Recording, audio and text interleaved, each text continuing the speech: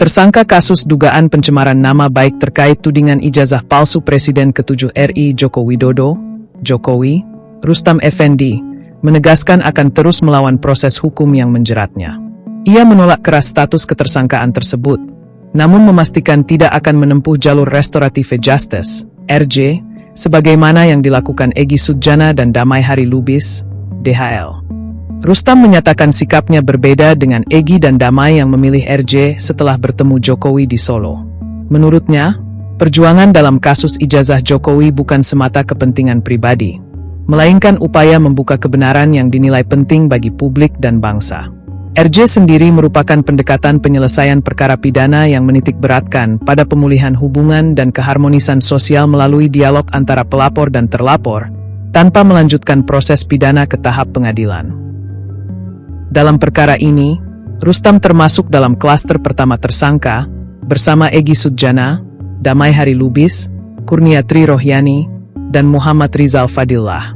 Namun, setelah Egy dan Damai memperoleh RJ dari Jokowi, keduanya dinyatakan bebas dari status tersangka.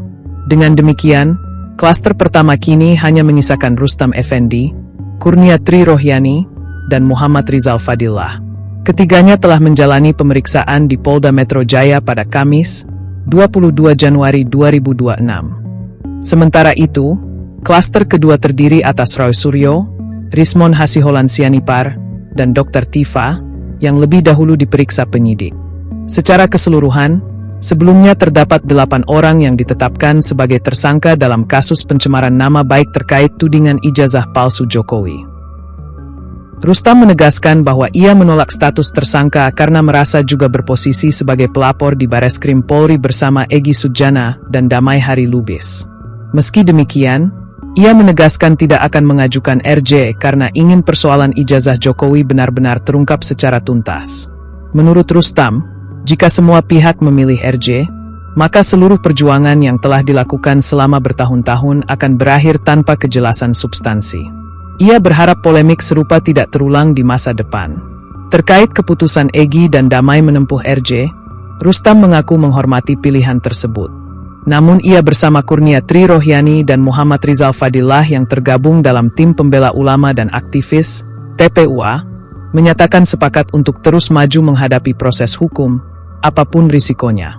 TPUA sendiri merupakan organisasi yang selama ini mempermasalahkan keabsahan ijazah Jokowi, dengan Egy Sujana sebagai ketua dan Damai Hari Lubis sebagai koordinator advokat. Sebelumnya, Rustam juga mengungkap bahwa dirinya kerap menerima tawaran untuk menempuh RJ dari pihak-pihak yang disebut sebagai orang-orang Jokowi. Ia menegaskan bahwa tawaran tersebut tidak disertai iming-iming uang atau proyek, melainkan ajakan langsung untuk berdamai melalui RJ. Rustam menyebut bahwa salah satu pihak yang secara terbuka mengajaknya mengajukan RJ adalah Farhad Abbas. Farhad diketahui merupakan kuasa hukum Pak Iman Raharjo, mantan rektor Universitas Profesor Moestopo, yang dilaporkan Roy Suryo dan kawan-kawan terkait tudingan pemalsuan ijazah Jokowi. Pak Iman sendiri kemudian melaporkan balik Roy Suryo CS ke Polda Metro Jaya atas dugaan pencemaran nama baik dan penyebaran berita bohong. Dalam perkara tersebut, Farhad Abbas juga sempat meminta Pengadilan Negeri Jakarta Pusat menyatakan Roy Suryo dan kawan-kawan melakukan perbuatan melawan hukum. Menanggapi pernyataan Rustam, Ketua Peradi Bersatu Ade Darmawan menilai ajakan RJ tersebut kemungkinan dilandasi niat baik dan bukan untuk menawarkan keuntungan tertentu.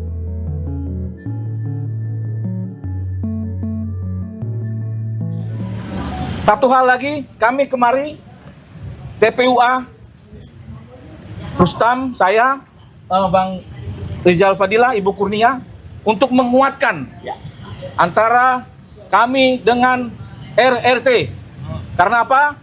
Sesuai tadi yang ditunjukkan oleh Mas Roy Suryo, bahwasanya mereka bertiga diminta untuk menjadi saksi, tapi terperangkap dalam situasi politik hari ini. Di sini kami menyatakan kami bertanggung jawab TPUA kepada mereka. Oleh karena itu, kami akan tetap bersama RRT untuk membuktikan bahwasanya ijazah Jokowi memang benar-benar palsu. Karena apa? Ada pembuatnya. Saya selalu sebutkan namanya Eko Sulistyo. Isu itu beredar di kalangan aktivis. Saya minta Eko Sulistyo hadir, klarifikasi, kita ketemu. Dan juga saya berharap pada Pak Jokowi, kami bukan untuk memenjarakan Pak Jokowi, cuma kami hanya meminta supaya Pak Jokowi bicara jujur kepada rakyat. Permohonan maaf kepada rakyat. Jokowi tidak harus dipenjara gara-gara ijazah palsu. Tapi Jokowi bisa dipenjara gara-gara kasus KKN lainnya. Yang hari ini banyak terjadi, menteri-menteri Jokowi ditangkap, menyatakan bahwa Jokowi, mereka setor uang kepada Jokowi. Banyak yang bicara. Betul. Pada Pak Prabowo yang saya hormati, yang kami dukung, kami ini memperjuangkan ini sudah lama. Dan kebohongan Jokowi pun sudah lama, 2014 bahkan sebelum itu.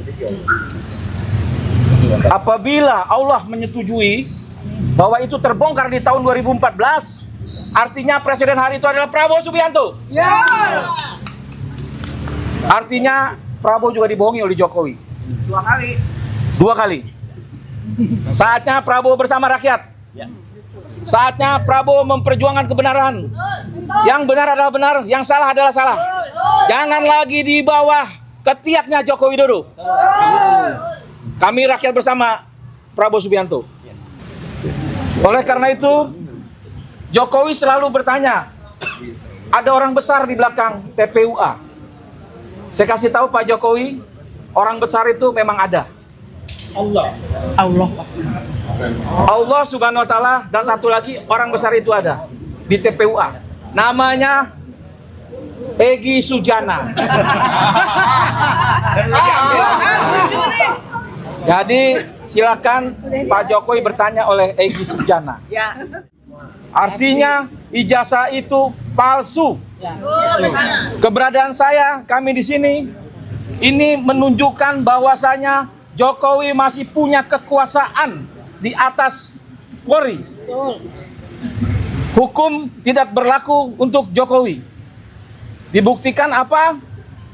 Kemarin terjadinya restorasi justice, Egy Sujana dan Damai Hairul Lubis dilakukan di Solo dengan dihadiri petinggi-petinggi Polri.